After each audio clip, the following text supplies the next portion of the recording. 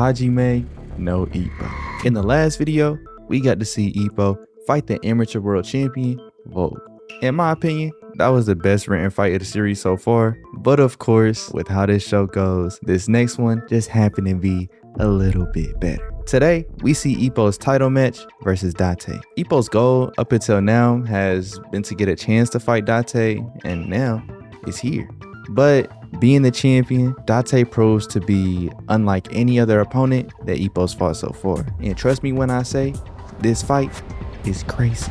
But first, we gotta backtrack to the end of last video. So we pick up during the celebration after Ippo's win versus Vogue. Obviously, him and Gramps are going crazy, and Vogue is there down on one knee. His trainer is telling him to stay down and to not move. A stretcher's on the way. But he gets up saying that he can walk at the very least. As he approaches Ippo, he smiles, calling Ippo truly strong, and shakes his hand. At the same time, Remuda gives props to Gramps, saying that it felt like they exchanged 1,000 words during that one fight, and he's learned a lesson from each and every one of them. Gramps is being humble, saying that either fighter could have won, and proving that out of nowhere, Ippo passes out after all the damage that he took in this last fight. He's the one that ended up leaving on the stretcher, even though he won. Finally, we get a view of Unc, not celebrating that Ippo won, but celebrating that he won his bid versus Dante. So he's hyped that he just won against all odds, earning him some money, but Dante's nowhere to be found. He's already walking out the venue, and we get to hear a little bit of his inner thoughts, saying that he's finally here. He's here to challenge me for my belt as my most powerful challenger ever. But Dante says that belt is his. He's not gonna let Ippo come and take it away. Fast forward to a few days later, and Ippo's mom is watching over him while he's in the hospital. His fever is finally gone down, and is thinking about a conversation that she had with King Doodle's shirt, where he was telling her that Ippo's a hero among boxing fans. She's overall proud of her son when suddenly Vogue walks in. He's introducing himself, saying that he came here to see Ippo, but then realizes that this is his mom. He starts apologizing because he was the one that caused all this damage, but Ippo's mom understands that it was a fight. They both agreed to go in there and fight each other. And on the flip side, he's all damaged up as well. She tells Vogue to have a seat and she will peel some fruit for him. As she's talking about Ippo, he's looking over at her, getting flashbacks to his own mother. As she hands him the plate of fruit, he enjoys it as it reminds him of his life and his mom back home, as he asks Ippo's mom if she worries about him. Naturally, Ippo does worry her, but she says when she sees her kid that used to be always bullied and picked on actually find something that he enjoys and can be serious about, she can't complain just seeing the look on his face. The sight of a son giving it his all and doing his best is good for a mother to see. As Vogue makes his leave, she gives him another apple to go, and as he's leaving the hospital, we get to hear a little bit of inner dialogue from him. He was worried about how he'd tell his mother that he ended up losing, knowing that she would worry, but he says he knows now. He's gonna write her a letter, tell her about all the experiences here, all the people that he's met. He just has so much to say, he doesn't know where to start. But at the very end, he knows what he's gonna write. He'll say, "Mom, your son is working hard." Fast forward to a few days later, and Ippo finally wakes up. His mom is there, still taking care of him, and he doesn't even know where he's at right now. She's explaining that he went straight to the hospital after the match, and he apologizes for making her worry, but she's just glad that he's okay. Suddenly, Unc, Aoki, and Kimura walk in. He's like, "Nephew, you finally awake!" Aoki and Kimura are trying to tell Unc to keep his voice down because they in the hospital, but you know how he get. Ippo's mom is explaining that they've come to see Ippo every single day. And as Ippo turns over to thank them, they're not even paying him no mind. They're like, "Is it time?" "Yeah, bro, I think it is. I think she better walk in." Ippo can't even tell what they're talking about, but suddenly the nurse walks in. As soon as she does, you know the three of them are acting a fool. Ippo realizes they came every day just to see the nurse. He should have known the entire time. But she walks up to Ippo saying it's that time of day. It's time to extract some urine. Ippo's getting all flustered like, you've been doing this every day? But out of nowhere, Unk puts him in a headlock and Aoki pulls his pants down like, Reiko, that's the nurse's name, stand back, we gonna take care of you. Unk tell Aoki to quote unquote milk it out of him as usual. And I'm not gonna lie, Ippo is a better man than me. As soon as Aoki pull up doing these little movements with his hands, really as soon as Unk say milk it out of him, I don't care if Unk the champ, I'ma have to break free of this headlock somehow, some way.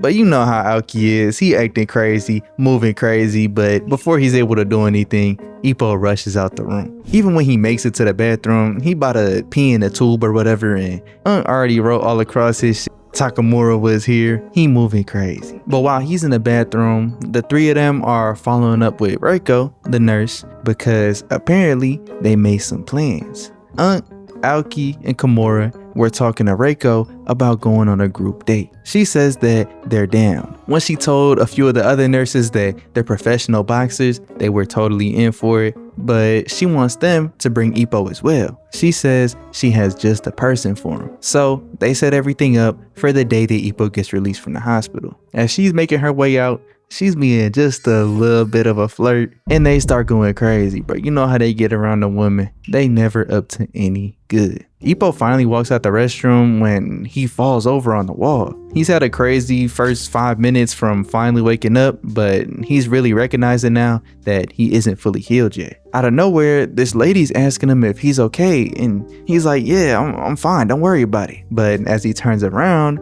he sees the same girl from the bakery, Mashiba's little sister, Kumi. She says that he probably shouldn't be walking around just yet. He doesn't seem to be in the greatest condition. Ippo is stunned to be seeing her again. Remember, he had ended up dissing her brother on accident right in front of her, not realizing that they were related. So he had ended up going to the bakery in order to apologize to her, but that was the same day that she quit. So he never got a chance to catch up with her, but here she is now. At this point, they don't even know each other's names, I'm pretty sure. They just had a couple of interactions at the bakery every now and then. So she's asking him if he even remembers her. He does remember her and is instantly thinking about that interaction with Mashiba, but she doesn't really seem to be stressing about it. She says that at the very least, he left a real lasting impression during that fight. And she says at home, Mashiba can't stop repeating, Ippo, you gonna pay for this, I'll make you pay for this, I promise. She says he repeats that over and over like it's some type of curse. But she clarifies for good, she doesn't hate him because of that match. They both went into the ring to go ahead and box. Pretty much in the same way that Ippo's mom was talking about Vogue, she's talking about him.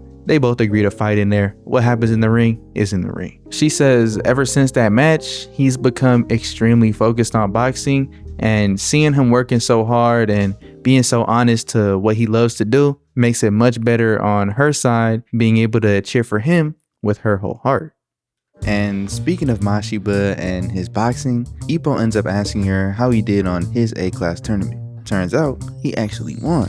Ippo's hyped just thinking about it. He says that even just hearing that he's doing well is inspiring. During his little celebration, Kumi ends up stopping him, saying that she had wanted to tell him this originally but never got the chance. She tells Ippo it's a relief that he's looking so healthy. It had always worried her when he got hurt. Seeing Ippo's reaction to this makes her start to blush, and she runs off around the corner. Ippo's surprised that she was worrying about him in the first place, but tries not to think too hard about it. But after all, she did say that she was worried about him and her face was blushing, so he can't help but think. But suddenly, she pops back up around the corner saying, Ippo, your zipper's open. He's realizing that's why she must have been blushing and ran away in embarrassment. But anyways, fast forward to a couple days later when Ippo's discharged from the hospital. He gets a call from the gang talking about his celebration party, so he pulls up right away. As soon as he makes it there, he's ready to start whatever they're gonna do. He's not really sure what the plans are, but Aoki says they gotta wait for their other guests. Now, Ippo's confused because he never expected other people to be coming, when finally the group of nurses walk up. Reiko goes ahead and greets Ippo, glad to see him here, but he's upset saying that the Kamigawa gang had used him. Without even knowing it, he done played into one of their little schemes. Unk's like, used for a scheme?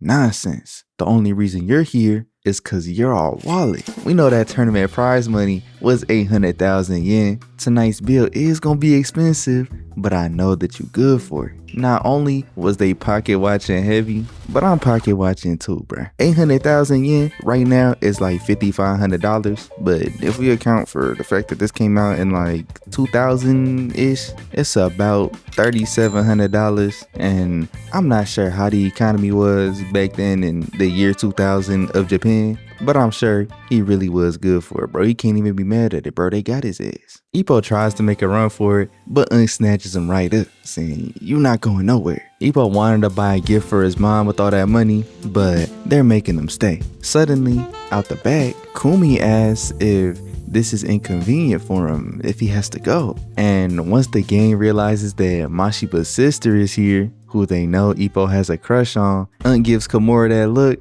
and they already on the same time, and they know they gotta use this against them. So they end up all walking off, leaving Ippo in the dust. Aoki's shouting back so that Ippo knows he can hear him. He's like, "Oh man, you gonna buy your mama a gift, huh?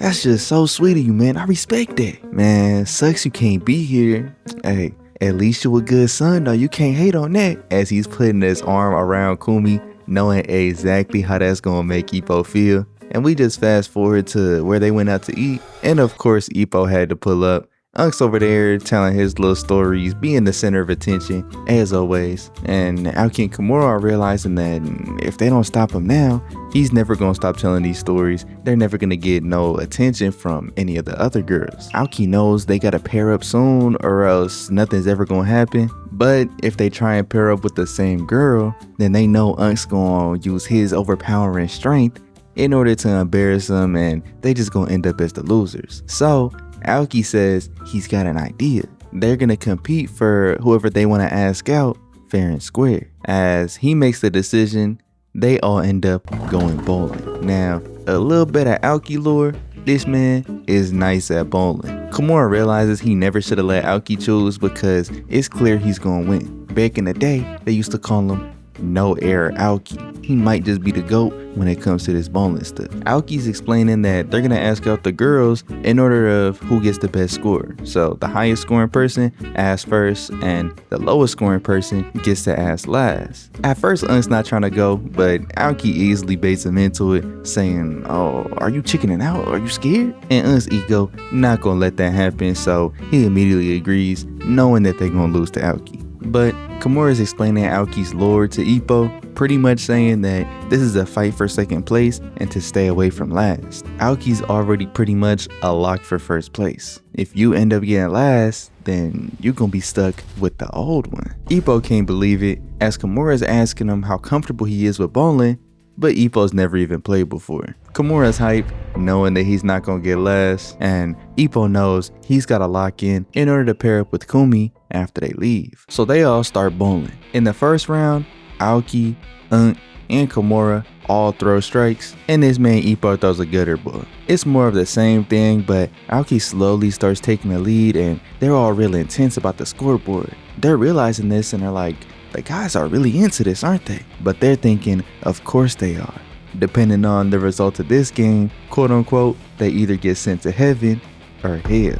But they at least know that Ippo's a guaranteed last place since he's been throwing nothing but gutter balls, and since Aoki's thrown a perfect game so far, he's pretty much locked in for first, so Kimura and Unk are competing for second.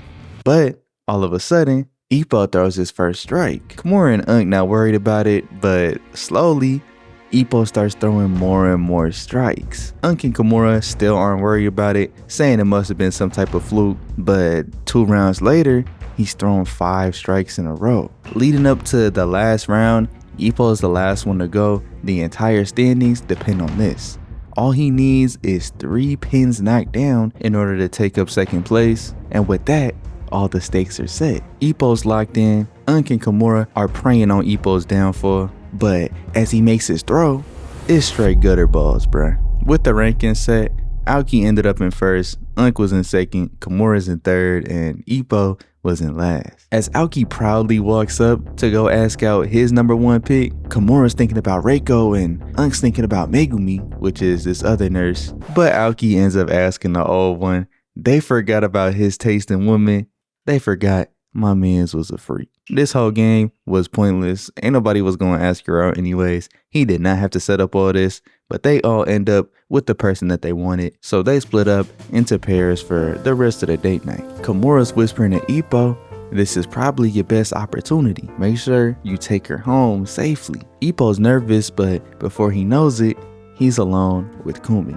They end up walking together, but it's pretty awkward. Neither of them are saying anything. So Ippo's trying to think of something to strike up a conversation. He knows she's got to be bored right now. But before he's able to come up with anything, they end up passing her house. So she says she's going to go home. Ippo's just like, all right, I'll see you later then.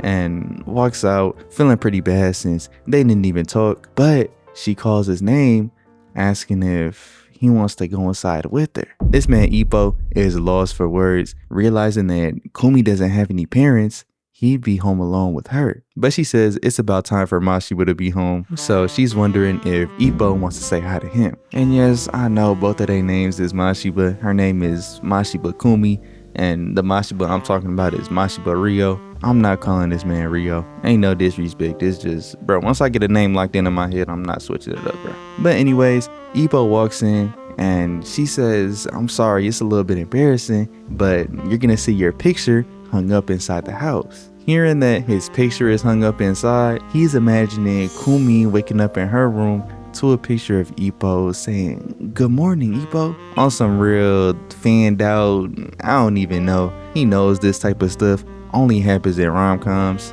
There's no way that's actually what's happening, but as he turns to the side, he sees his picture hung up with a nail through it, all crinkled up. You know this been through some damage. She says that her brother looks at this picture anytime he wants to get into a fighting mood, but it turns out he's not home yet. So she tells Ippo to have a seat, she'll pour him some coffee. As he takes a seat, he finally realizes that it's just him and her alone. She's like, how many do you want?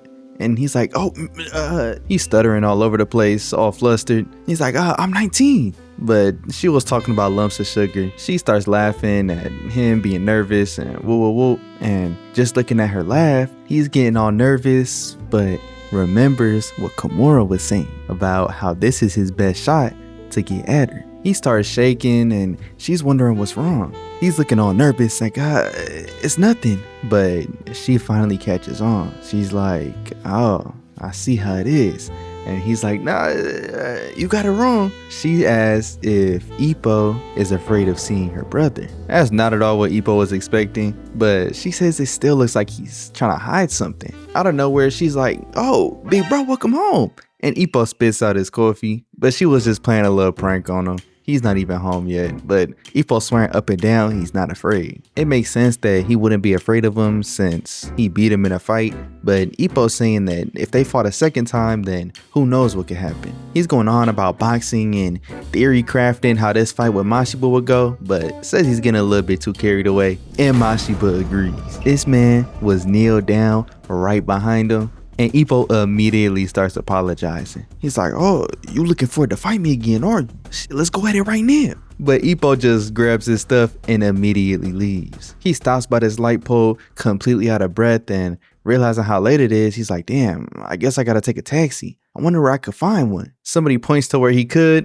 and it's Mashiba. He starts hiding again. This dude keep hitting jump scares on Ippo. I don't know why he acting so scary. Before Mashiba makes his leave, he's telling Ippo that they both got title matches coming up. He tells Ippo to win his because Mashiba plans on doing the same. And as soon as they're both champions, Mashiba says he wants first dibs on Ippo. Hearing it from Mashiba, Ippo realizes that he's got to lock in and start getting things into motion to prepare for this title match. We go forward a little bit over to Kamigawa Gym. He's talking to Aoki a little bit, and turns out Reiko's gonna be going to his next match. He says that after he lost in the A-class tournament, he felt like he had lost all hope, but now he's got a new North Star he's got a new reason to continue fighting. On the flip side, Ippo explains how it went with Kumi and Mashiba when Unk pulls up doing his little Mashiba impersonation, but all jokes aside, he's trying to get straight to training. Kimura asks Unk how it went with Megumi, the girl that he had got matched up with, but he just calls Kimura stupid. He says, unlike the rest of them,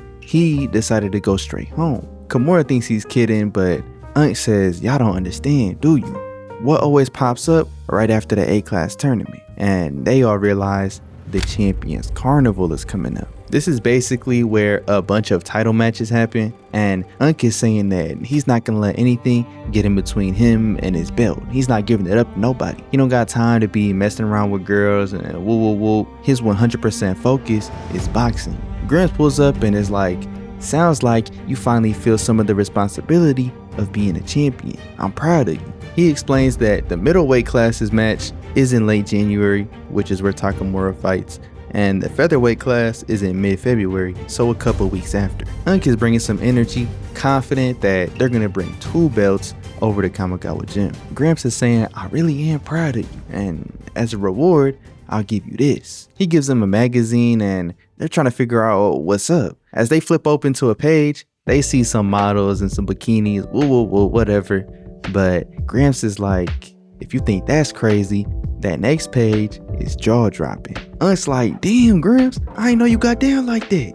And as he flips to the next page, it's a picture of this man Takamura going after Megumi. He got completely turned down by her. She ended up running off. He was completely lying about locking in 100% on boxing in order for the Champion Carnival. He just got shut down. Gramps is going in on him, but Unk is saying this is all part of being a champion. I gotta have some type of scandal. But Ippo and Kimura are already making their way out. Like, I don't even want to be associated with him. I don't want to be nothing like him. That's not the type of champion I want to be. Unk starts to press him, seeing if they was talking crazy. But Ippo just brings up Aoki like, oh, I wonder how he's doing, in order to try and divert Unk. So Unk decides to go ahead and call Aoki up. He wants to laugh at him because they're 100% sure he got rejected, as they end up making Ippo make the call. As he does, somebody answers, but it wasn't Aoki, so he's like, oh, my bad, wrong number, and hangs up. Unk snatches the phone out of his hand like, what are you doing? Give me that. And as he dials in Aoki's number, he's like, Aoki, it's me. But this lady on the phone is like, oh, just wait 1 minute, I'll go get him. As soon as they heard that female voice once again, they know exactly what happened. Aoki was the only one with some success last night, and they all end up leaving, getting ready for training.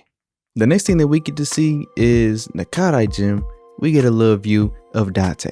He just finished doing some road work with a mask on in order to reduce his oxygen intake and overall make his heart work harder. Turns out he's about to spar against a couple of fighters who are a couple weight classes above him. He just takes his shirt off, no type of protective headgear or anything. He just hops right into the ring. As they start going at it, Okita on the side is saying that Dante looks like he's in real good condition, but Nakarai says that he's actually far from how he was 6 years ago. Okita's surprised, but Nakata is explaining that Father Time is undefeated. He's already 29 years old. He's one of the oldest active boxers left. Naturally, with age, he's starting to go into a decline. But he says that recently, he's been looking like he did all those years ago. He's been getting back into that shape. And he says that if Dante is able to get back into peak condition as he was back when he was 23, then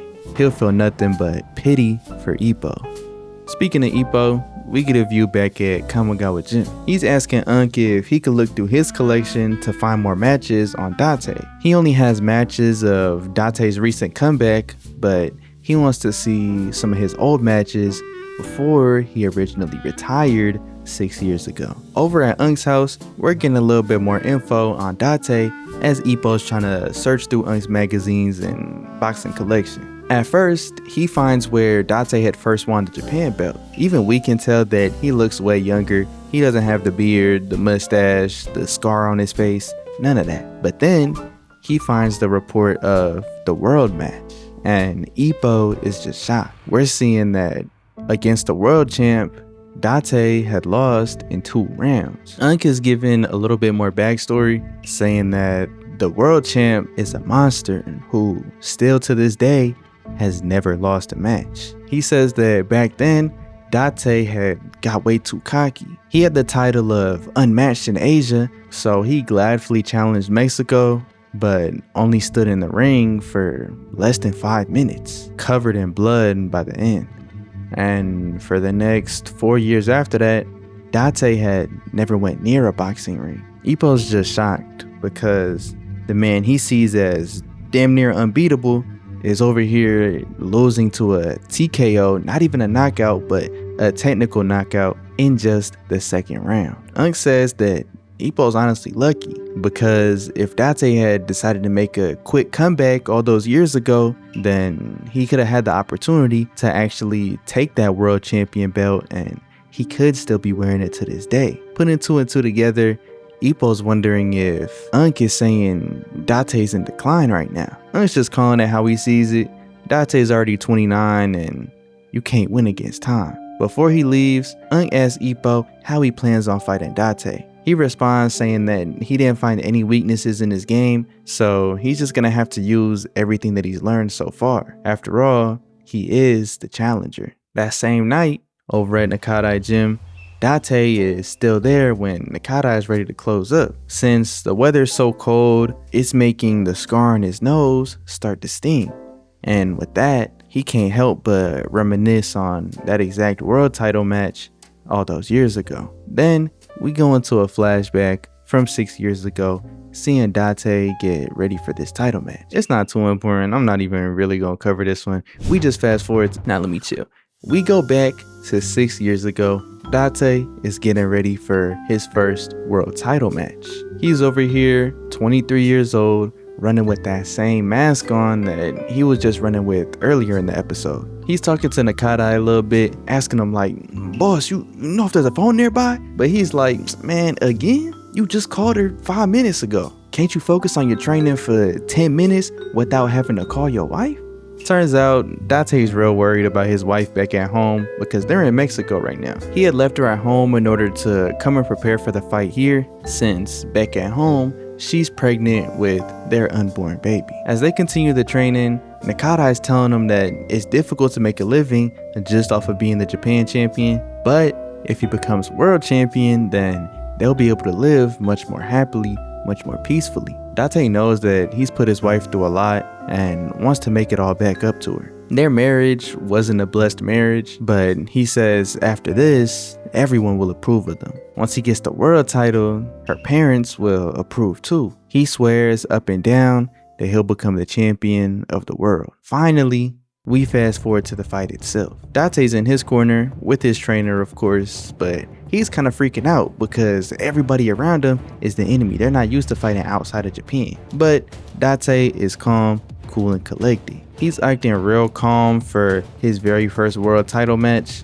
but turns out he had made a call to Ippo, which is his wife, beforehand, and swears that he's gonna bring the belt home even if it kills him. As the current champ takes off his cape, revealing the world champion belt, the bell finally rings, and all we see is Dante getting demolished. It's punch after punch after punch, and blood is just flying everywhere. Before he even knew it, Dante was down on the ground with a broken nose, looking up at the ref, calling off the match. Fast forward to the plane ride home, and Nakadai is trying his best to at least comfort him, but he's not saying a thing. He knows that this type of loss is extremely infuriating because it ended before he got a chance to do anything. The only thing that Dante said on that whole plane ride was, Ippo, I'm dying to go see Ippo. Nakadai is convinced that once he sees his wife, he'll get back into shape. He'll get back into the mindset and get into the groove of things again, but when they land back in Japan, we cut straight to a hospital. He's seeing Ippo laying there in the hospital after falling down the stairs due to exhaustion and overwork. The doctor tells him that fortunately they were able to save her life, but the baby is gone. He asked the doctor why didn't they tell him, but apparently Ippo had firmly requested that he wasn't contacted by any means. And for years after that, Dante never went anywhere near a boxing ring. We fast forward to 3 years later and we see that they have a new kid. Dante had just gotten home from his desk job and finally puts the little boy to sleep, telling Ippo that he just got a promotion. Apparently, he's doing real good at his job. He's gotten the quickest promotion in company history, so he's on track to be making more money from this than his boxing career. His wife is happy for him, but overall, we can just tell that something with her is off. Later that night, he's getting nightmares, remembering the fight from Mexico 3 years earlier. But instead, he's wearing the world champion belt, holding up his son. Not the son that they have now, but his unborn son who was lost while he was away. He's pretty much imagining the complete opposite of him winning the fight, his son being there, his wife never going through that tragedy of falling down the stairs and losing her child. Probably one of the worst nightmares you could ever think of. It's a mix on your personal passion, your family, your children. That's just terrible. He ends up going to have a drink and Ippo steps out to check up on him, saying that this is strange for him because he rarely ever drinks. He's explaining that he couldn't sleep, and as she shares a glass with him, she's reminiscing on how they used to share drinks like this after he would win his fights, back when he was still actively boxing. She's reminiscing on how fun it used to be back then, and Dante's wondering what about now. After a little bit of hesitation, she says that she's happy, especially seeing Dante smile way more now than he ever did before. The next day, leaving out for work, he's looking back at Yuji, his son, and Ippo, and is telling himself that this is enough for him. This is good. He's happy. We get to see a conversation of him and his brother-in-law, Ippo's brother, talking about Dante's upcoming promotion.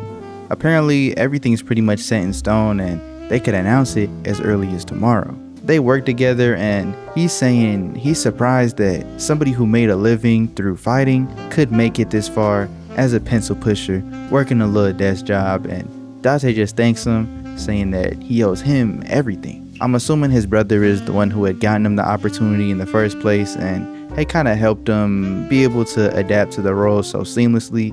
But after that night at the bar, Dante is on his way home furious. He doesn't know what's wrong.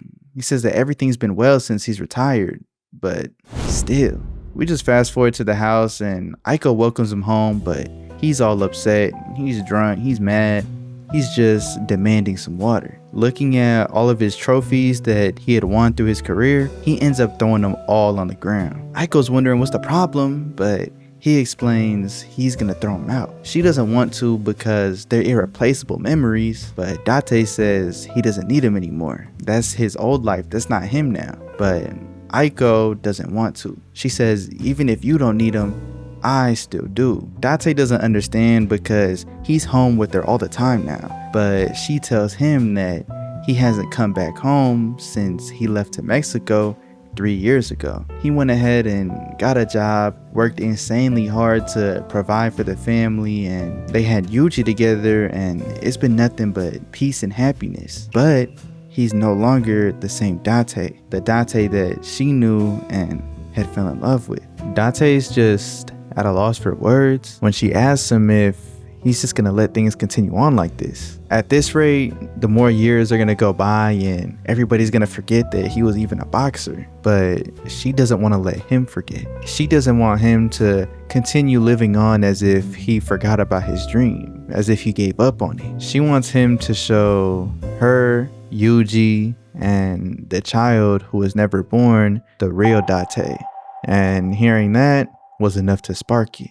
He's realizing that he's 26 years old and he may not make it there in time, but he wouldn't be Dante if he didn't try. He goes to the nearest phone booth and calls up his brother-in-law, saying that he's quitting. His brother can't believe it, but Dante doesn't have much to say.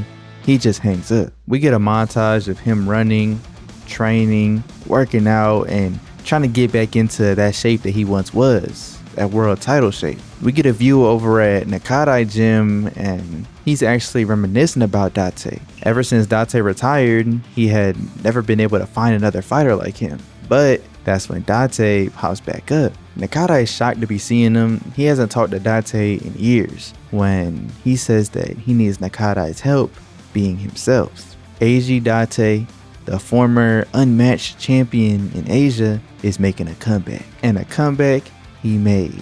Instantly, in his second fight back, he was able to reclaim the Japan title right back as if he never left. He was able to show everybody, including Ippo and his son Yuji, who the real Dante is. Fast forward to the present, and Dante's watching Ippo's fight versus Vogue. Even Ippo can realize how strong Ippo is, and Dante's pointing out that it's gonna be a problem if he decides to use brute force. Ippo's just got too much power. Ippo brings up that Nakata had called earlier suggesting that Dante goes to training camp, but he's planning on turning it down. He's worried about leaving Ippo at home again because last time he did that, obviously things went terribly, but Ippo says things are different now. Yuji's healthy, she's healthy, and they're in a better position financially. She tells him that he should go to training camp in order to be his best for this fight, and though he was against it at first, he agrees. We fast forward to Unk's match for the champion carnival. They're at the weigh-in, but surprisingly,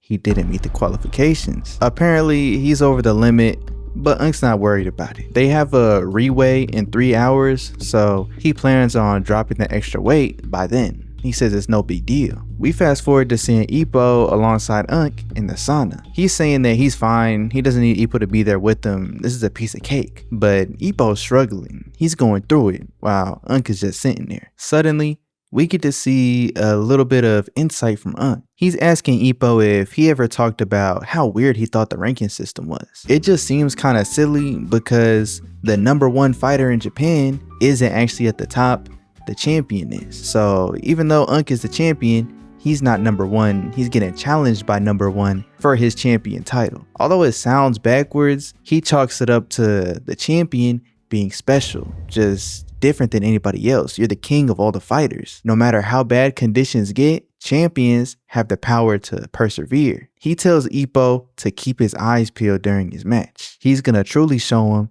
the power of a champion.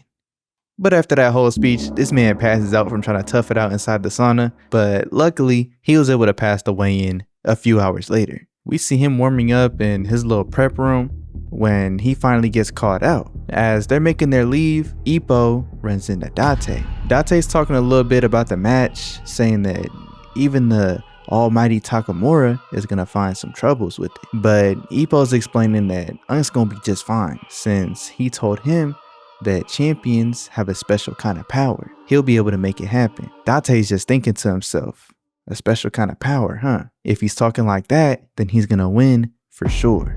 Those are the words of a man who truly knows what it means to be champion. He says tonight, Takamura's punches are gonna be heavy, and no matter what, he's not gonna fall. But Dante also says that's gonna be the same in the case of their fight. He tells Ippo that his fists are light, and Ippo's gonna need to do better if he really wants to be a champion. Ippo's just sitting here stunned. Hearing that his fists are light, he doesn't know what Dante means. But before he gets too much of a chance to ponder on that, we fast forward to Takamura's match. The first thing we see, he's getting clobbered in the ring. We're seeing that he's missing the usual ferocity that he normally fights with. He's just taking these hits head on. The commentators are assuming that the harsh diet and the lack of being able to drop the weight is really getting to him, as Takamura just takes a mean uppercut. Ippo knows that he has to hit back or else he's gonna take a barrage, but Takamura just ends up running. Aoki's in there saying this is the first time he's ever seen Unk run away. And Kimura's pointing out that the situation is so bad right now that Unk doesn't even care how it looks. He takes another straight right and tries to jab to keep the challenger away, but finds no success as he takes another punch. As his head gets twisted back and is falling to the ground, Ippo can't believe what he's seeing. But Takamura clenches his teeth, plants his foot, and stays standing. He's just got this look in his eye as Ippo is watching closely. As the bell rings and the first round ends, they're saying that at this point, it's not looking good for Takamura. And Ippo's in the crowd showing doubt, but Aoki says there's no way he's gonna lose. is their goal.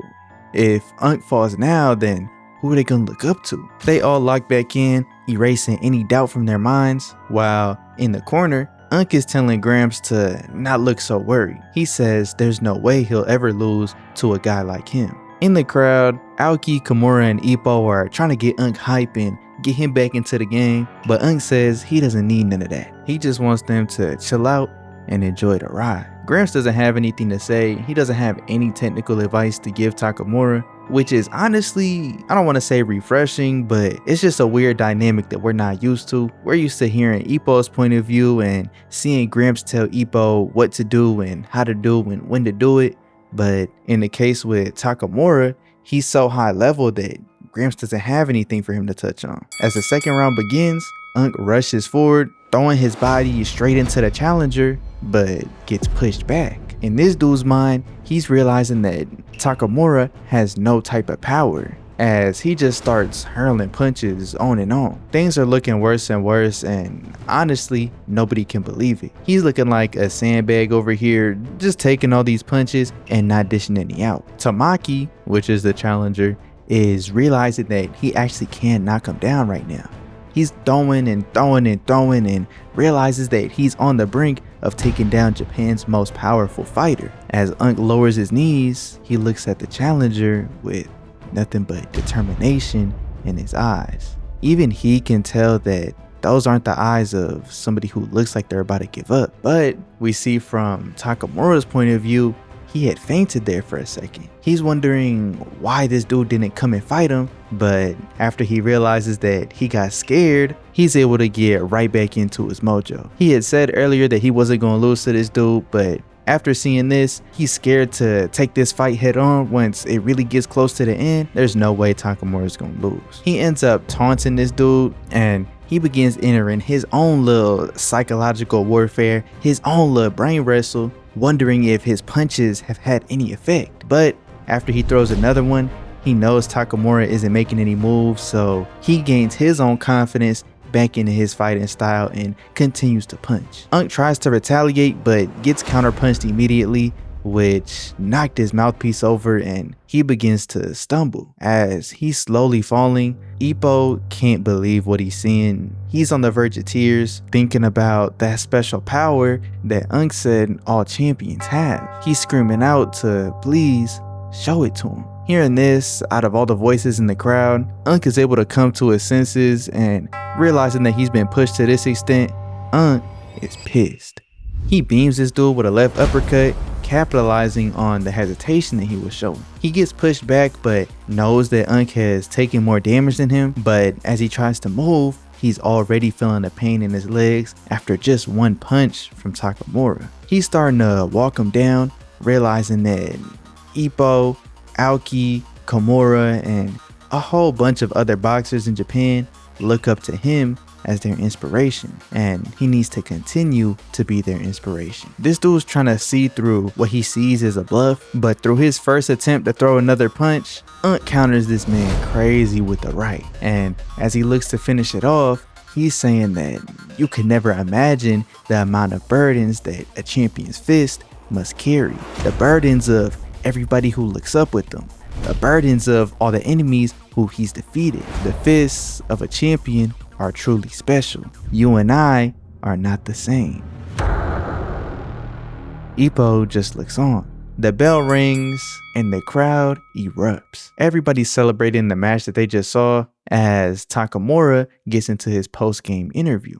This is his third time defending the title, and the interviewer is asking him how he feels about such a painful fight. Ippo's thinking that he's finally gonna explain what he meant by a champion's special powers and how a champion's fists are different than the others. Especially now that he had that interaction with Dante, Ippo's extremely curious to know, but Unk said he only let the challenger get close on purpose because he wanted to make it an interesting fight for the fans. But the fans aren't going for that. They know he's lying. They read the gossip magazine about him shooting and missing with that girl. They know he was messing up his diet, not taking it serious enough. Ippo knows at this point he's not going to get the answer that he was looking for, but suddenly Unk locks in for a second, saying that honestly, there's something special about being a champion. Ippo gets excited once again, but the fans are still heckling and Unk starts getting into it about him being popular with the girls, and he grabs the interviewer saying, oh, see, she love me, the ladies love me. It turns into this whole thing. Ippo gets let down for like the second time in 2 minutes. He ends up walking back home with Unk after the fight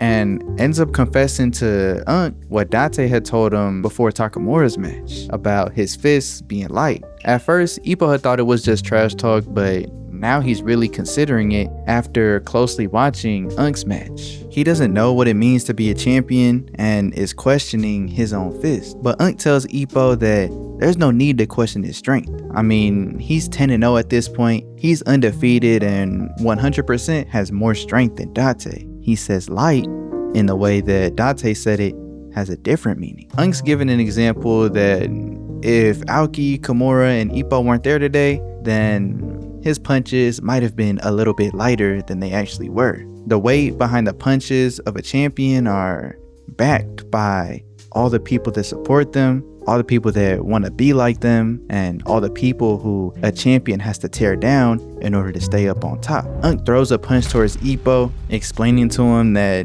every punch that a champion throws has all of that behind it, and walks away saying that Dante's fists are probably even heavier. Ippo just looks at his own hands, saying that his fists were born from the love of boxing, but that's all there is to it. He doesn't know what type of mindset he should have as a challenger trying to become a champion. The next time we get to see Ippo is a couple days later, and he's on the phone with Kimura. Turns out the junior light champion lost in his defense match, and now the new champion is Mashiba. Ippo's hyped for him, but Kimura's upset at the thought of having to make his goal to become champion through fighting a monster like Mashiba. As Kimura hangs up, Ippo gets another call, and when he answers, it's from Kumi. She had called Ippo and wants to invite him to the celebration party for Mashiba's victory, since he doesn't really have any friends and she got this whole thing set up for him. Ippo's mad nervous, but of course he's gonna show up. So later that night, he shows up at their door, trying to be on his best behavior, look super presentable,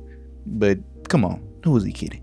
He rings the doorbell and creepily the door opens, but to nothing but darkness. He just hears a voice telling him to come in, but it's pitch black inside. He's walking around, running into that same picture of him with a pin through it, but realizes that they're probably planning to surprise him by flicking on the lights and getting a little jump scare out of him. But as he's walking around, he sees Mashiba just sitting there looking down. Mashiba tells Ippo to sit, and as he does, it's mad silent, mad awkward, no type of interaction going on. He's asking where Kumi is, and Mashiba just says she went out to the store real quick. He's not down for no type of small talk, none of that, but Ippo's still trying his best to be polite. He's saying congratulations on his fight today. No response from Mashiba. He's like, oh, finally you're a champion. Good work. No response from Mashiba. He's asking how was the opponent. Ippo heard he was an incredibly strong champion. He wants to know how the fight went down, but no response from Mashiba. It's just silence, darkness, the complete vibe that we expect from Mashiba, but not what we expect from a celebration party. As Ippo's thinking to himself, wishing that Kumi gets here quickly, Mashiba just says round 7.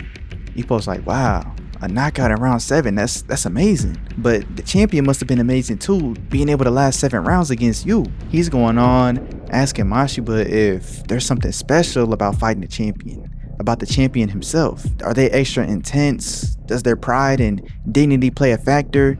Or maybe the weight of their fists? He's prying Mashiba for information on how it was so that he could prepare for his own fight, but Mashiba says they're nothing special at all. He just fought the way he always did, and it just worked out for him. He was real persistent though, so Mashiba had to make him into quote unquote a gooey mess. As he chuckles just thinking about it, Ippo's wondering if that's the mindset that he needs, beginning to theory craft once again about challenging Dante, but Kumi walks in asking why it's so dark in here. She went ahead and turned on the lights and says hi to Ippo, thanking him for coming. They're making a little bit of small talk about Mashiba, and people from his job were supposed to come, but they're gonna hold a separate celebration party for him, but she really wanted to have one on the same day in order to really celebrate while it's still fresh. Ippo agrees, saying that it was a good idea, especially since it seems like he didn't have much trouble in the fight at all. But as he looks over at Mashiba in the light, he's all beat up. Obviously, he recognizes that this isn't the face of someone who just had an easy fight. He knows that Mashiba was just in a death match just a few hours ago. Over 7 rounds, 20 minutes of fighting, it couldn't have been easy. Mashiba has the face of someone who had just fought for dear life. Kumi hands out these little confetti popper things for, some celebration, and as they all let it off, Mashiba's eye starts twitching. Ippo's worried that Mashiba's mad, knowing that he doesn't like this type of stuff, as Kumi's just talking about the fight today. Turns out the previous champion had already defended his title 5 times already, so Ippo says it couldn't have been easy, but KOing him in 7 rounds is real impressive on Mashiba's end. But as he looks over at him, he's frowning with his eyebrows twitching once again. We just fast forward to after the party. They're walking together and Kumi is saying that Mashiba had a great time. Ippo's confused because he ain't crack a smile not once, but she's explaining that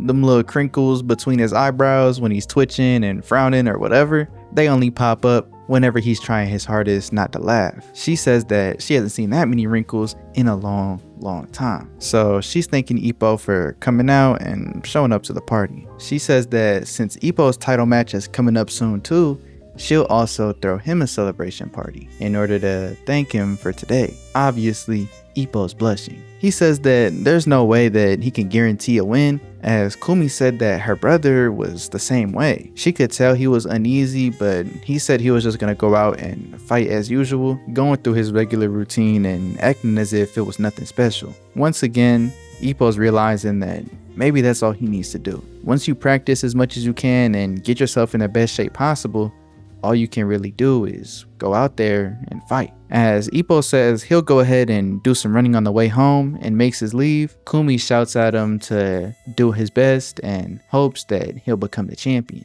We fast forward to, I'm assuming, the next day, where we get to see Ippo in the ring with Kimura. Fuji's over here doing some boxing madman theory crafting about the fight from Ippo versus Dante. He knows Ippo's mad powerful, coming in as the challenger, probably Dante's most powerful challenger, with his remarkable left liver blow. But he knows that's not going to be enough to stop Dante, because that liver blow leaves Ippo wide open. Then we get into Dante's heartbreak shot, and if Ippo's left side is left exposed after his liver blow, if he's not enough to take down Dante in that one punch, then he'll be completely vulnerable to the heartbreak shot. We go through a couple more developments from Coach, telling him that he's got to get in close enough to smother the heartbreak shot, smother the corkscrew, and Fuji's giving Gramps props for his amazing technical strategies and just his overall boxing knowledge, but he believes that if Ippo's that close, then it'll smother his own destructive power. But we see Ippo throw a punch towards Kimura and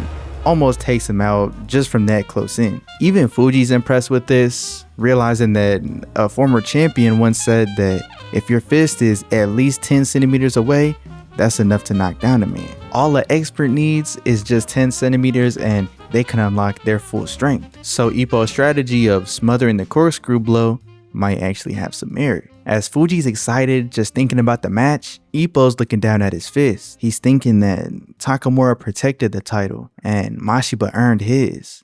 Now it's his turn. We fast forward once again to the day before the fight. We see that he's in the ring with Gramps doing some training, but Gramps calls it off early. He wants Ippo to get plenty of rest before the fight, reducing his chance of fatigue and injury, all of that. And afterwards, we end up getting this little side bit of Aoki bringing that same girl from their bowling date over to tell Ippo's fortune, but Gramps shuts it all down before they could even do anything. As Yaki and Gramps watch Ippo leave, they can't help but be nervous. Being along Ippo's side for his entire journey up to this point, everything has led up to this. As Ippo's on his way home, he's reminiscing about the first time that he fought Dante. It was a spar and he was knocked out 6 times in one session, but he's confident that now he's much stronger than he was back then. But he also knows Dante is going to be much stronger than he was back then. He was able to calm down because of that whole interaction earlier with Aoki and the fortune telling,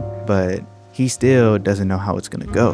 Over on Dante's side, he's getting a physical from his doctor, and turns out all of his scores are pretty much identical to what it was 6 years ago. His body is back into his prime. The doctor's amazed by how well Dante performed in all of his tests, and just like Nakadai, says he pities whoever Dante is fighting tomorrow. But as Dante is on his way home, he's not nearly as confident. He knows that if Ippo loses now, he's still got plenty of time to recover and make his way back up, but he knows that time is money, and thanks to his age, he can't afford to lose anymore. He's set on winning, and winning now, saying that if he loses this match, he's gonna retire from the ring for good. But he says, of course, and unfortunately for Ippo, he's not gonna let that happen. He's gonna win by any means. The next day, we get a view of Ippo coming home from the first weigh-in, which he cleared. He's came home to some food from his mom, and turns out it's the same exact food that she had made for him for his debut match. After he eats, he lays down and can't believe that it's been 2 years since he started boxing. He's reminiscing on his interaction with King Doodle Shirt and them, him meeting Takamura, and everything that's led up to now. And now that the time is here, he's ready. That night at Korakuen Hall, Ippo's entire class, including his teacher, made this little reunion and all showed up for his fight. Of course, it's pirated by King Doodle Shirt, the #1 Ippo fan, and he's getting everybody in the mood, in the right mindset to cheer Ippo on to their fullest. He's explaining the stakes at hand, saying that today's match is extremely special. They've got to go as hard as they can so Ippo can do the same. Up in Dante's room, he's feeling the sting from his wound, and in Ippo's room, they're calling him as they're finally ready. He looks at the gang and they're all showing them signs of support as finally they make it out to the ring. They got a whole new announcer calling out Ippo's name as the challenger from the blue corner, and as he walks out, he's met with nothing but praise from the fans. He's been going crazy these past few years. He's garnered a fan base, and of course, we see his OG classmates, led by King Doodle Shirt, showing the most love out of everybody. When the announcer calls Dante's name from the red corner, he walks out extremely confident and is met with the same response from the fans. Finally, they both make it into the ring, and shortly after, all of the seconds are kicked out and the most anticipated match of this year's champion carnival is ready to begin. AG Dante, the unmatched man in Japan, versus his strongest challenger ever, Ippo Makunochi. The fight for the strongest man in Japan, the featherweight championship title match, is finally ready to begin. As the bell rings, both fighters slowly creep towards the middle, waiting until they're in reach of each other. Ippo remembers how quick Dante was to run up on him in their spar, but he's wondering how he's gonna approach a real fight. In Dante's side, he's seeing that Ippo's keeping his left pressed closely to his body in order to prevent a corkscrew, but just wants to overall check his progress as a fighter and see how much he's grown with his own hands.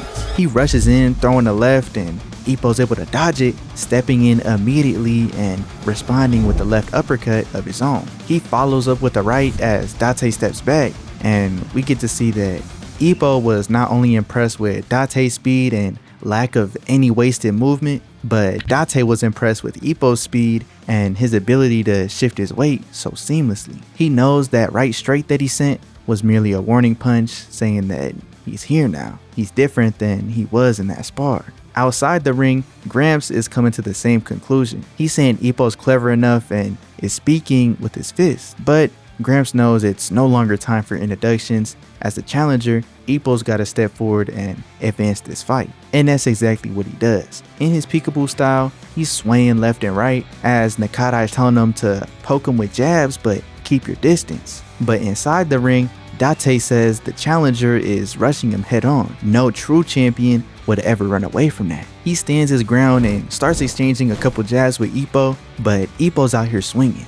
He knows that Dante can't use the corkscrew at this close of range, so he's throwing everything that he's got. Throughout his barrage, Ippo's getting faster and faster as Dante knows that he has to take some punches at this point. It's not possible to dodge them all. Ippo ducks under a hook and starts punching from below, but Dante throws an uppercut in order to make him move up as Ippo dodges it. Dante realizes that he left his left side completely open as Ippo goes in for his left liver blow. Dante knows he won't make it in time to block, but he doesn't care. He's gonna take this hit head on. As Ippo finally connects, we see Dante right there in Ippo's face, and he realized that Dante had waited for him to connect with his punch so that Dante could throw his own in retaliation. Ippo knows he doesn't have time to dodge or block, so he just braces for impact as Dante finally connects. But as he pulls his fist back, Ippo didn't even flinch. He's just staring Dante down as they go right back into exchanging punches. Out in the crowd, as Doodle Shirt was rooting for him, the teacher asks him how powerful the champion is. Of course, he's extremely powerful, and the teacher's just so surprised that Ippo's out here fighting so boldly. His impression of him was always as a timid, shy student, so seeing him out here fighting as if his life was on the line, his teacher wishes him nothing but the best. Dante's in the ring, struggling with Ippo's tenacity and just fearless attitude as a super young boxer, but using his experience to his advantage, he sends a right hook, which Ippo thought he was able to block, but is still getting dizzy from it. Even Aoki and Kimura are confused at what just happened, but Unt calls out that it was a under the ear shot. A shot that rocks the canals that are right under the ear, obviously, and this gives Dante the advantage. He's starting to push forward as Ippo tries to put up his block, but Dante knows that it's weak. He breaks away easily and continues to apply more and more pressure. Ippo's just in his mind realizing that he's got to turn the tide back into his favor, but Dante lands a left, giving him the opportunity to step back and throw his corkscrew, but Ippo blocked it. Dante's realizing that he should have dealt a little more damage beforehand, and Ippo's realizing that he can't let Dante get any distance whatsoever. He throws his body into Dante, and he responds with a clinch, but shockingly, Ippo starts punching him from such a close range. Dante never expected Ippo to be able to punch like this from such a close range, and even the people in Dante's corner are surprised. This leads into a barrage from Ippo while Dante's got his back up against the ropes until Dante ultimately decides to duke it out with them. They start going at it, and it's just getting more and more intense until the bell finally rings and the first round is over. Gramps is giving Ippo his props on how he was able to perform in this first round, but they're also both giving Dante props on just his overall strength and boxing ability. He's not the champion for no reason. Over in Dante's corner, they're realizing how much Ippo's improved since not only when they sparred, not only when Okita faced him, even past when he fought against Vogue, he's just continuously gotten better and better. Dante realized that his expectations were not high enough for Ippo. He was still going with his evaluation from back when they sparred, but now it's time for a new one. He says without a doubt, this man in front of him is his most powerful challenger ever. Just looking at Ippo's face, he can tell that he's raring for a fight, and says that the best thing to do in cases like this is to use left hooks and pretty much dance around him. But he knows that if he can't lock horns with Ippo and face him head on, then he's got no right going for the world title. Round 2 picks up exactly where the first round left off. They're going at it, going even faster than before. But in the stands, Unt knows that this is Ippo's game. He understands how Dante feels as the champion being confronted head to head from a challenger like this.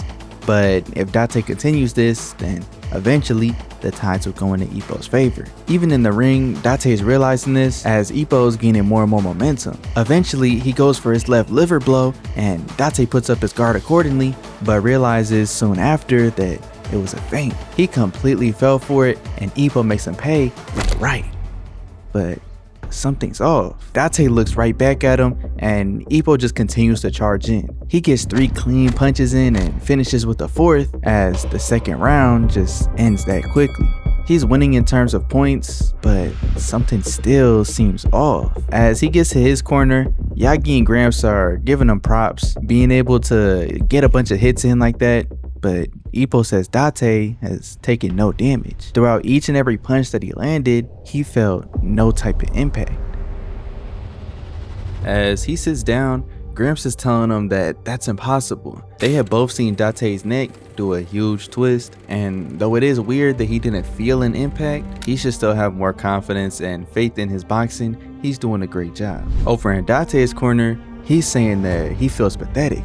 The way the round had ended, it looked as if he was saved by the bell. Okita's in his ears saying that he should use this next round to rest up. He doesn't have to stick with this type of boxing. This isn't how he normally fights. If he keeps fighting Ippo like this, then it's a downhill battle. But Dante just looks at him, saying that this is also his type of boxing. Up in the crowd, Aoki and Kimura are theorizing that Ippo's doing pretty well and he's on his A game today, so he really might just have a good chance at capturing the belt. But Takamura says he's not just up against any old guy, he's up against him. There's no way that winning this fight is going to be nearly that easy. As the third round starts, Dante rushes in before Ippo could even realize, and they start exchanging punches right away. Dante was able to get into his rhythm before Ippo could stop that from happening, so he's trying to lash out as best he can in order to mess up his flow. He's able to connect the liver blow and slowly is gaining momentum as their speed is just picking up faster and faster.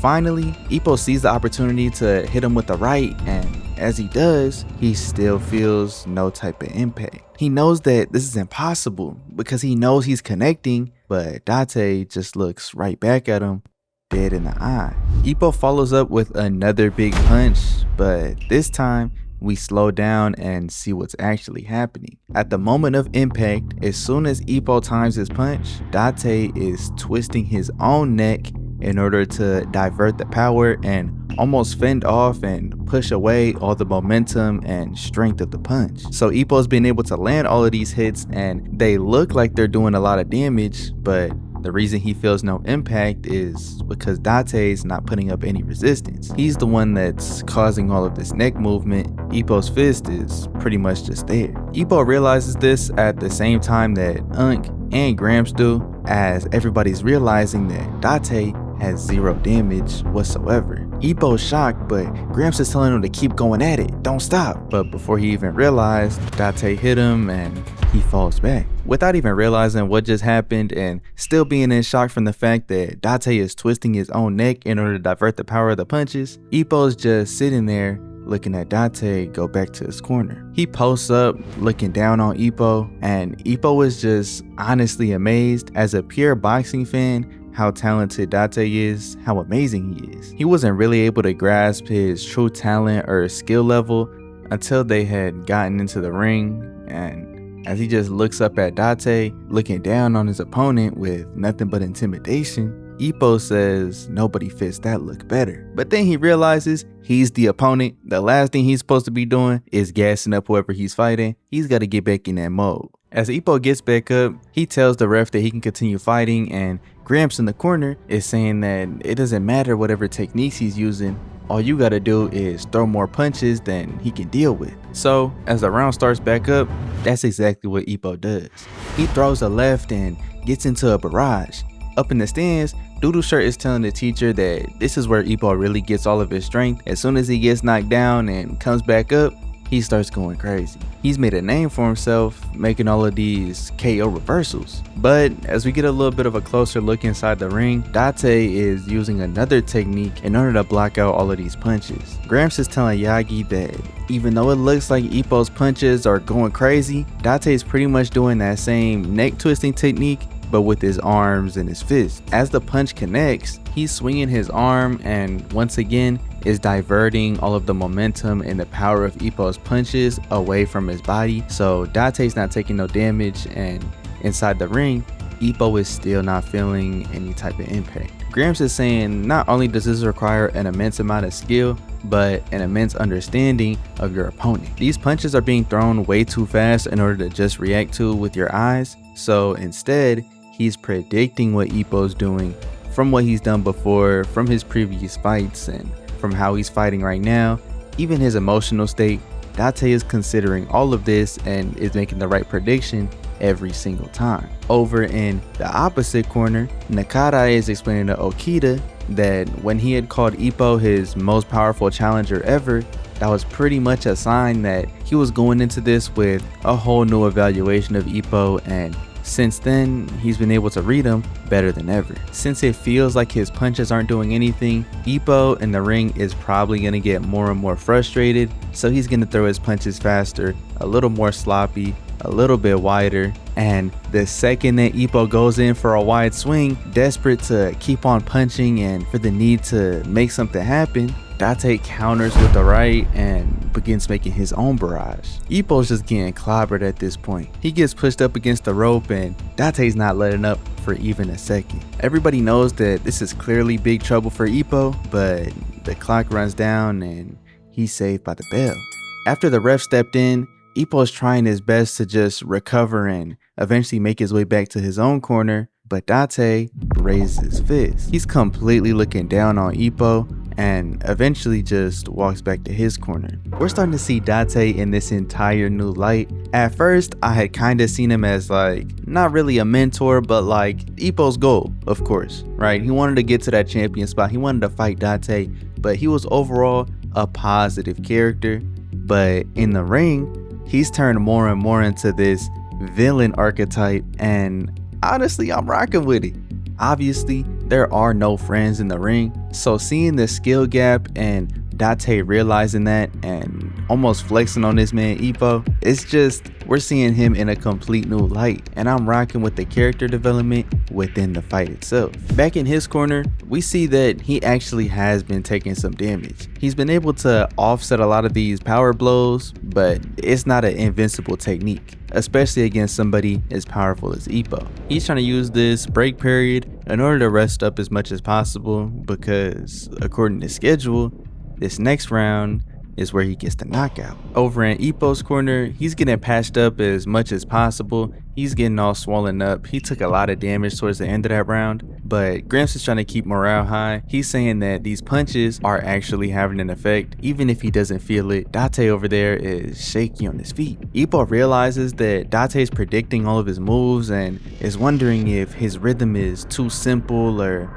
maybe too monotonous, but Gramps says it's a little more complicated than that. He explains Dante's insight and he has the advantage with all of his experience, which only gets more and more by the year. That's a weapon that not many boxers are able to even replicate. But Ippo's young and fearless attitude is a weapon of his own. He's got to keep his head held high and go into the next round guns blazing, because he knows that in this upcoming round, Dante's gonna try and finish it off. Finally, he sends Ippo back into the ring and the fourth round begins. They both step in and exchange punches, leading into a back and forth, which we've been seeing all match. But Dante is able to land an uppercut, pushing Ippo back, but like Graham said, he's just gonna keep on pushing. But before he even gets the opportunity to, Dante pushes him back to the ropes once again. Seeing Ippo in a position like this, King Doodle Shirt is at a loss for words. He's hearing other fans saying that Ippo did great, but this time he's just not gonna be able to do it. He is up against the champion after all. But their old teacher steps in saying that it's his job in order to get everybody hype and keep morale up as Ippo's #1 supporter. So that's exactly what they do.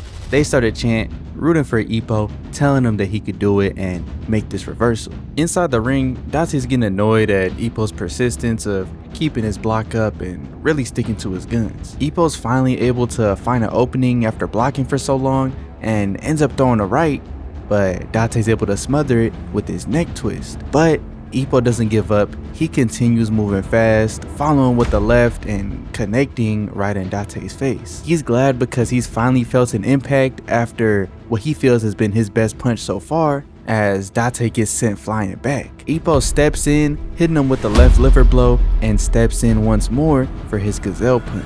Ippo's able to land it and send Dante flying back, as he recognizes that this is the same feeling that he had when he knocked out Vogue. He knows that Dante can't possibly endure something like this, but Dante just steps back. As Ippo's just looking on at him, Dante is staring back. Ippo's getting flashbacks to when Dante called his punches light and is wondering if his best just isn't good enough. Over in Dante's head, he recognizes that it truly was an amazing punch, but he says those are just the fists of somebody who loves boxing. That's not nearly enough in order to take somebody like him down. He rushes in, determined to show Ippo the weight of a true champion's fists. As he throws a punch, Ippo's able to block it, but Dante just pushes on and connects with Ippo right in the face. He seems to have lost all type of consciousness right here, but before Dante is able to capitalize, he regains some of it back and is able to get back into a fighting pose.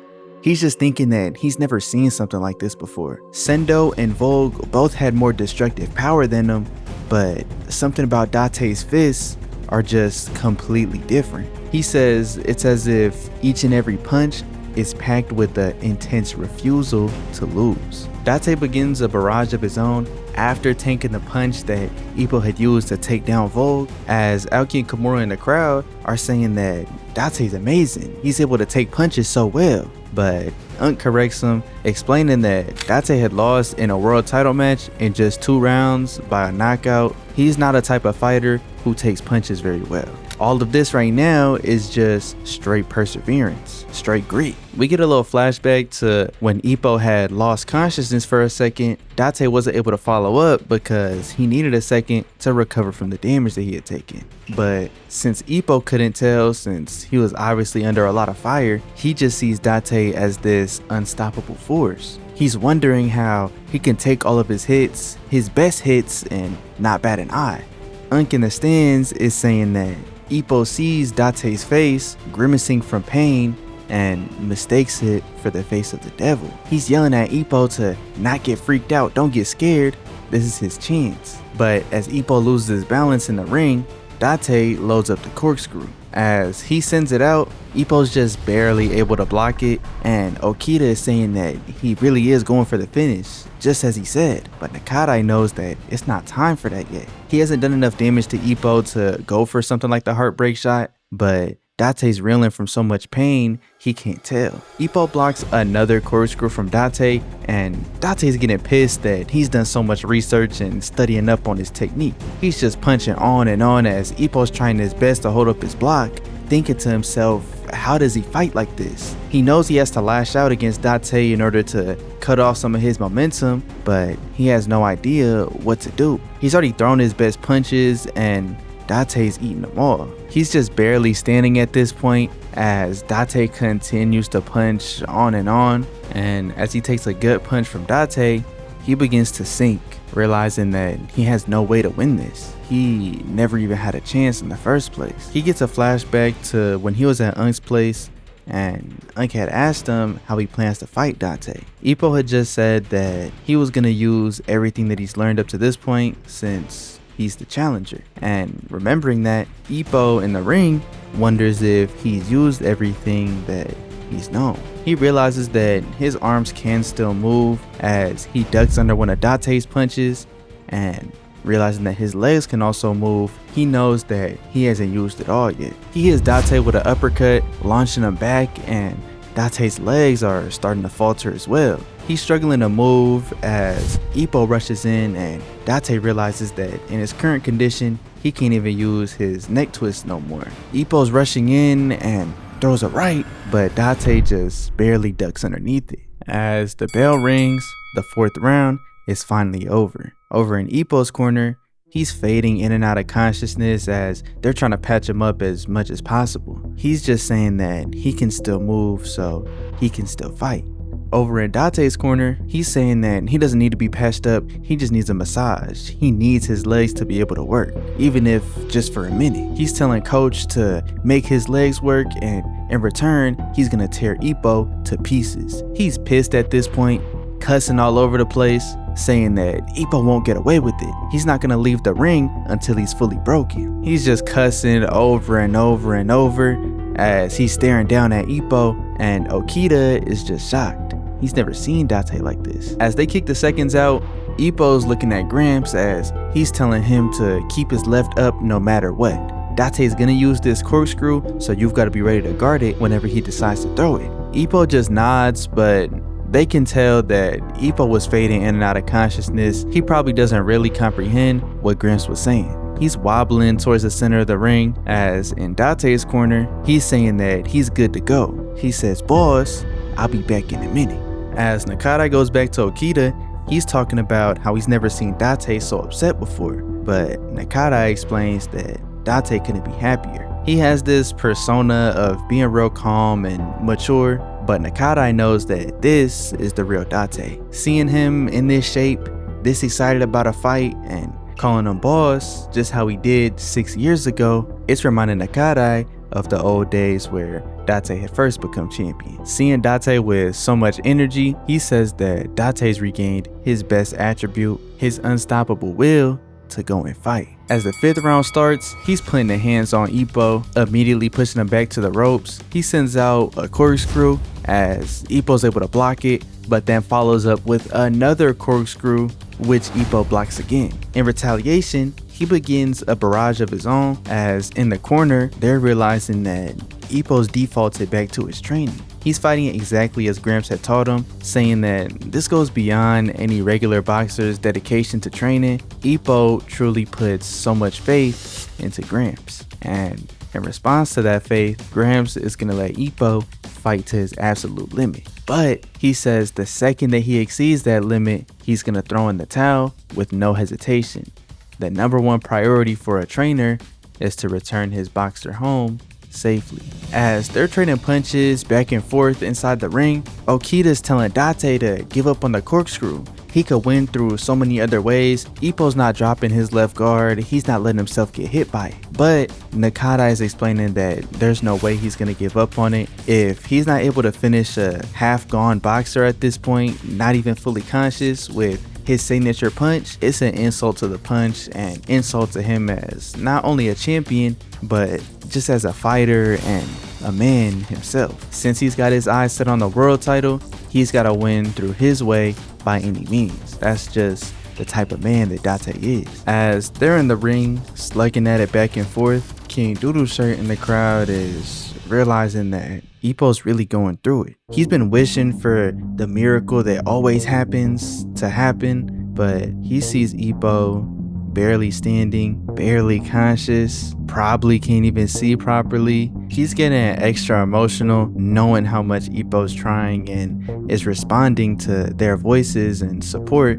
in the crowd. He starts screaming from the top of his lungs as everybody else begins to follow along. As the crowd is erupting for Ippo, he presses into Dante and starts throwing body blows. They're clashing on and on as he's throwing everything he's got into these punches. Dante just decides to put his head down and start fighting in the same way. He's not gonna let himself get outpunched by Ippo as he recognizes how difficult this is. He's wondering where Ippo's getting all of his strength from, all of his power, as he could barely throw any punches himself. He ends up hitting Ippo with a left, getting him off of him, but Ippo leans right back in and continues punching. Dante's getting more and more upset, hitting him with the left uppercut, but Ippo leans right back in. As the punches are just not stopping, Ippo finally lands a clean right on him, pushing him back to the rope, but before he's able to do anything, Ippo fell over. He's just lying there on the ground as Dante realizes that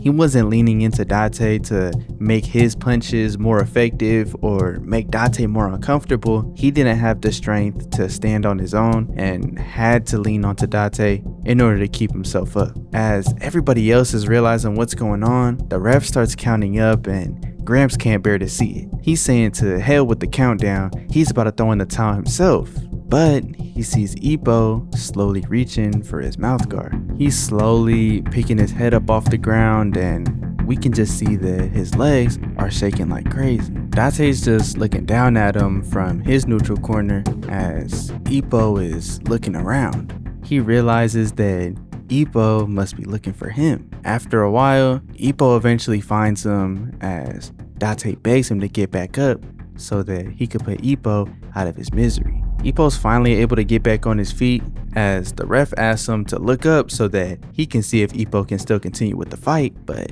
Ippo just puts his fists up. He starts marching towards Dante without the ref even calling for the fight to continue, as Dante's thanking Ippo for coming since after that body barrage, he can barely keep himself up and walk too. The ref ends up calling for the fight to continue. King Doodle Shirt is looking on at Ippo saying that this is just too much. Ippo clearly can't fight anymore. He's just looking down, saying that he's okay with the fight ending right here. He doesn't want Ippo to continue to fight and pretty much just ask for a beating from Dante.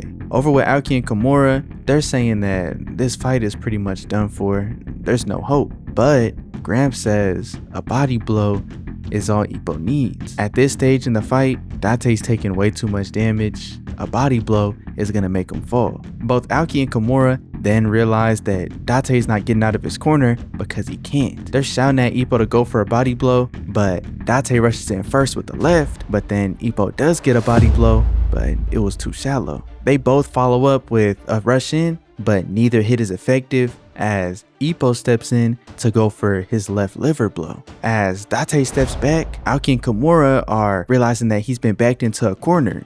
This is the perfect opportunity to get a good hit in and take him down, but Unk realizes that he wasn't backed into the corner, he stepped back on purpose. As Ippo's going through with his punch, Gramps can tell that the swing is just too wide as Dante twists his foot and sends out a heartbreak shot.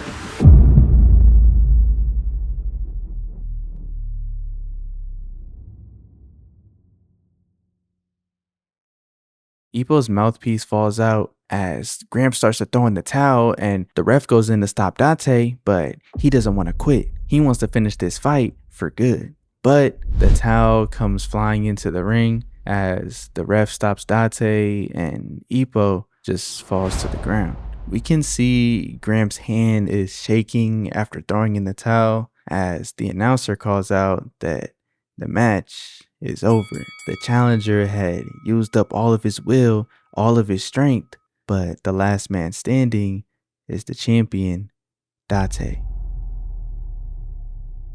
As everybody rushes in to pick up Ippo, Dante just looks on. As his corner people run into the ring, Nakata gives him the thumbs up and Dante poses in victory as the crowd goes wild. Ippo finally comes back to consciousness, being held in Gramps' arms, asking him if he lost.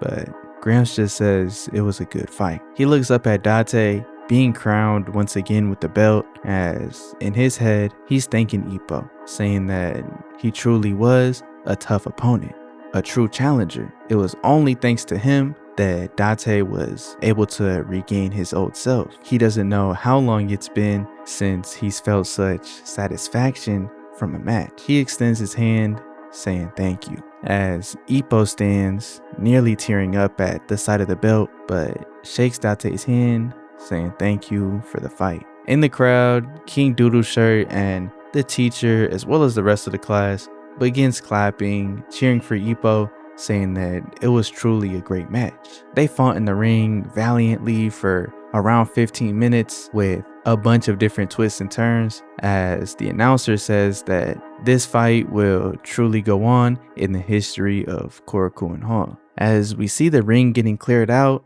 and everybody leaving, we see somebody holding this paper indicating a challenge. He says that he was gonna slap this right onto Ippo's face as soon as he won.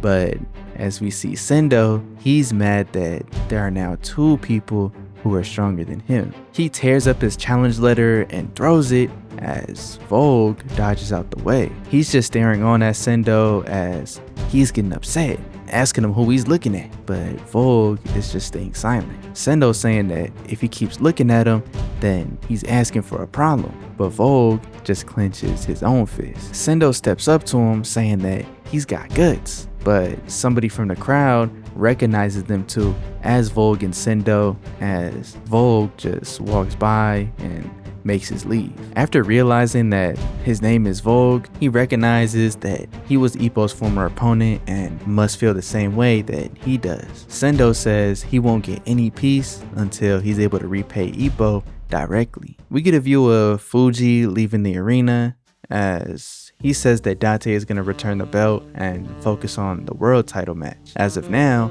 the throne for the featherweight Japan champion is unoccupied. Now, since Ippo lost, Sendo and Vogue are going to have to face off for the title, as he realizes that after so many years of Dante holding the belt, it's finally going to get passed on to the younger generation. But as he looks on, he sees a familiar face. We get a view of Miyata. He had obviously just finished watching the fight and is saying that he had his hopes up, but he was just completely outmatched in terms of talent. He knows from experience that first major loss leaves a lot of damage, as he wishes for Ippo to please come back in even better condition than he was before, because if Ippo doesn't, then Miyata won't have much to look forward to. I appreciate you for watching the vid. Go ahead and subscribe. We're on the road to 100K. Follow me on Instagram if y'all want updates and progress up on vids, and I'll see y'all real soon. We out.